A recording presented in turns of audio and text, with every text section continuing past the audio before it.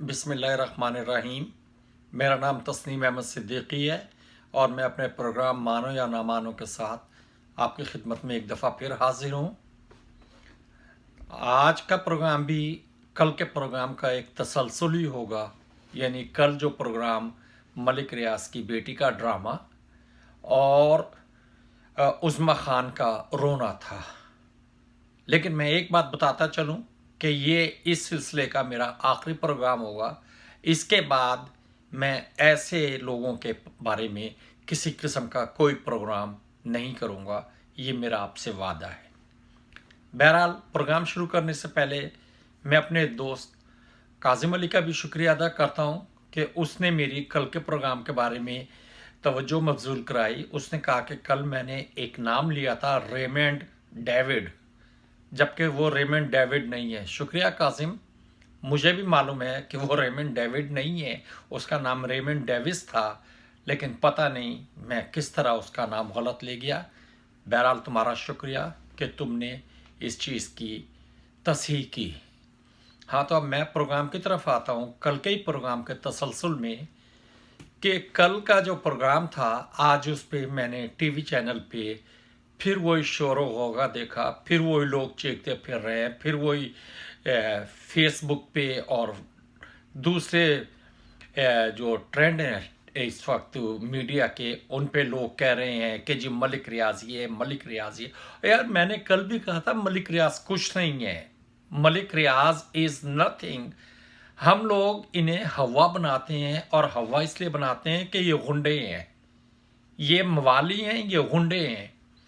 कल मलिक रियाज की जो बेटी ने काम किया है, आज उसकी कुछ तरदीद आ रही हैं कि जी वो मलिक रियाज, उस्मान जो उसका मलिक रियाज से कोई रिश्ता नहीं, उस्मान मलिक रियाज का दामाद नहीं है। अभी तक ये सही तरीके से नहीं बताया जा रहा, लेकिन कुछ लोग ये बता रहे हैं कि उस्मान दरअसल मलिक रियाज की बीवी का भांजा है।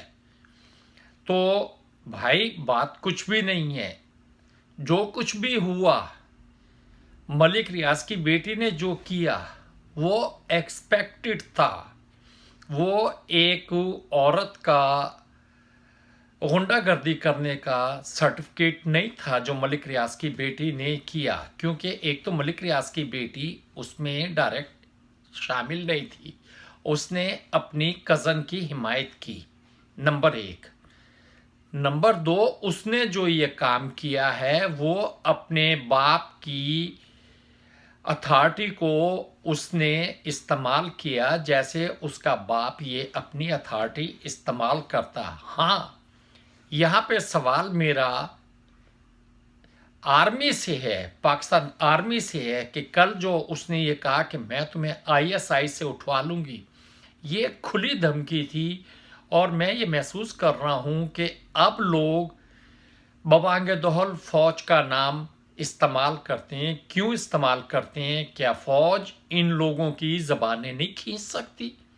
इससे पहले एक कर्नल साहब की बीवी, जो बाद में साबित हुआ कि वो कर्नल की बीवी नहीं है, वो तलाक ले चुकी है, उसने ये कहा कि मैं कर्नल की बीवी हूँ। फिर कल एक और वीडियो वायरल हुई जिसमें एक और कर्नल साहब की बीवी कह रही हैं कि मेरे मियाँ कर्नल साहब आ रहे हैं, मैं उस वक्त तक गाड़ी यहाँ से नहीं उठाऊंगी। कल मलिक रियाज की बेटी ने यह कह दिया कि मैं तुम्हें आईएसआई से उठवा लूँगी। क्या हमारे इदारे, क्या हमारी फ़ौज इतने बेतौकीर हो गई है कि ऐसे सड़क छाप लोगों के लिए गुंडागर्दी करेगी? क्या हमारे इदारे इस बात का नोटिस नहीं लेते? मेरा डीजी आईएसपीआर से भी सवाल है, मेरा आर्मी चीफ से भी सवाल है, और मेरा डीजी आईएसआई से भी सवाल है कि वो अवाम को इस बात का जवाब दें कि अगर लोग इस तरह के सवालात करेंगे, अगर लोग इस तरह की धमकियां देंगे, तो क्या आर्मी को खामोश होना चाहिए? क्या आर्मी का ये फ़र्ज़ नहीं बनता कि वो सामने आए और ये कहें कि ये जिन्होंने कहा है गलत कहा है, हमारा इससे कोई ताल्लुक़ नहीं, हम एक इदारा है, हम मुल्क की सलामती के लिए काम करते हैं, हम इन गुंडे मवालियों के लिए काम नहीं करते।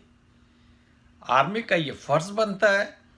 मैं अपने इस यूट्यूब चैनल की मार्फत से आर्मी से दरख्वास्त करूँगा کہ وہ اس کے بارے میں اپنا بیان دیں. ایک بات.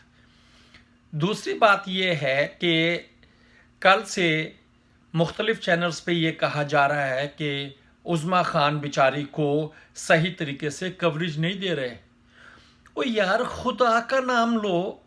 ایک آبرو باختہ لڑکی، ایک جو کہ دوسرے آدمی کے ساتھ رنگ رلیا مناتی ہے، تم اس کے لیے کوریج مانگ رہے ہو.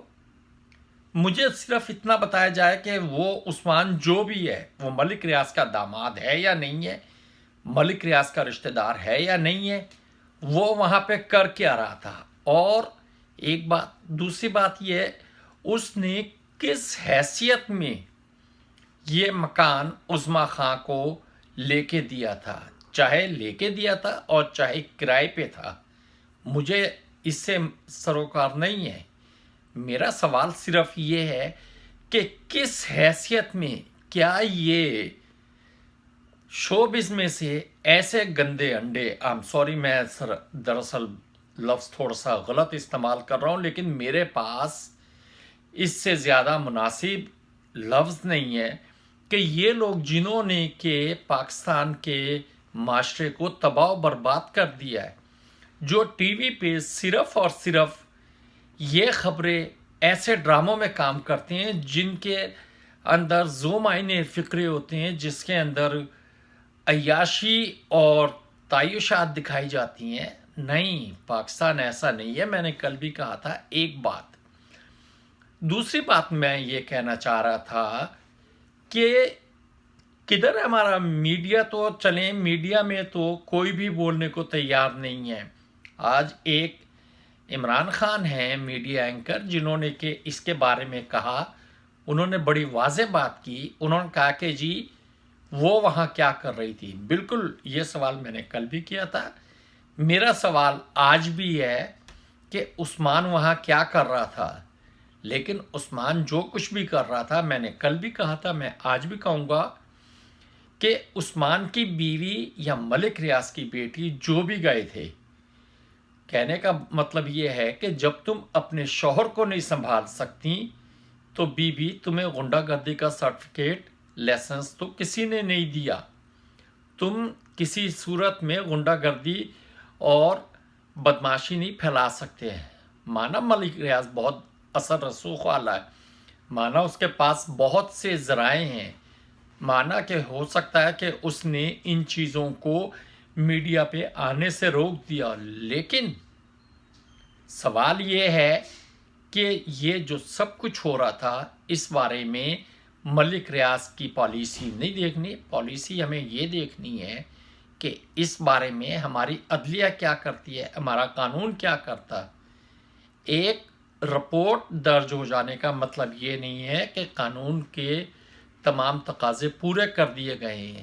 چیف جسٹس صاحب، آپ کرونا پہ بھی نوٹس لے لیتے ہیں، آپ فلاں چیز پہ بھی نوٹس لے لیتے ہیں، آپ ذرا اس چیز پہ لیں کہ یہ غنڈہ گردی اور یہ دھمکی قانون کے کس زمرے میں آتے ہیں. آپ ذرا اس کے بارے میں بھی تو فیصلہ کریں.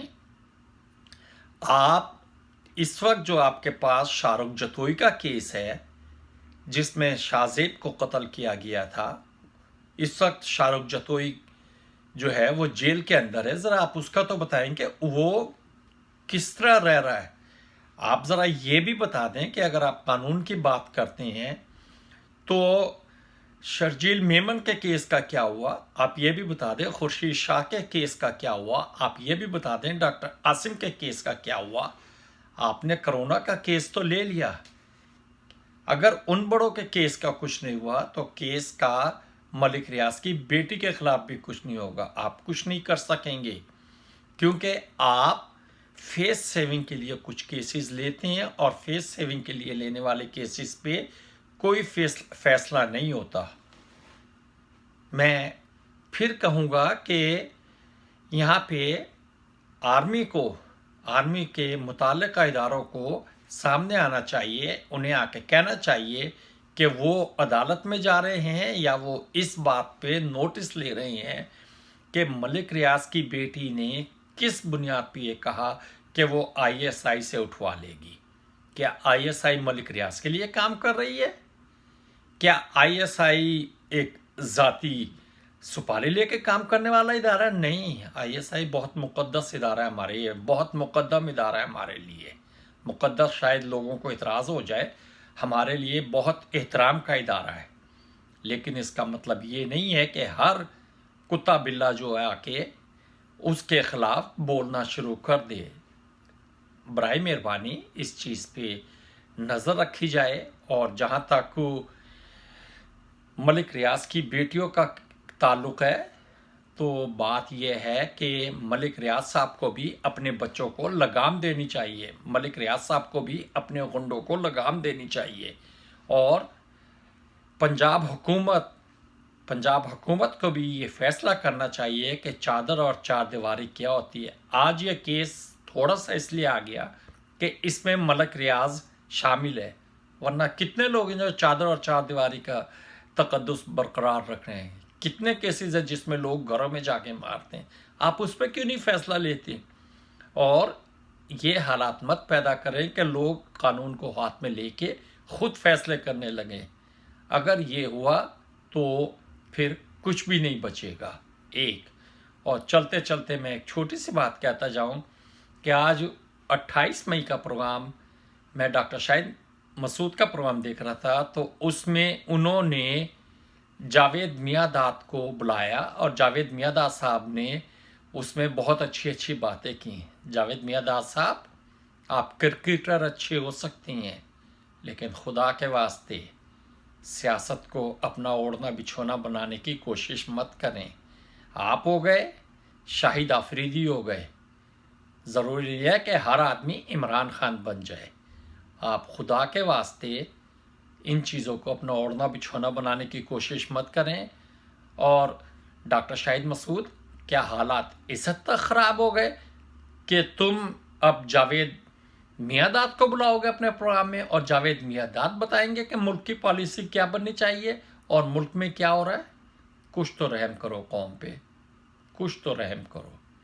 اس کے ساتھ ہی میں ایک دفعہ پھر آپ سے کہتا ہوں کہ آج کے بعد میں عظمیٰ خان اور ملک ریاض کے اس کیس کو ڈسکس نہیں کروں گا، لہٰذا مجھے اپنی دعا میں شریک رکھیں کہ میں اس پہ ثابت قدم رہ سکوں۔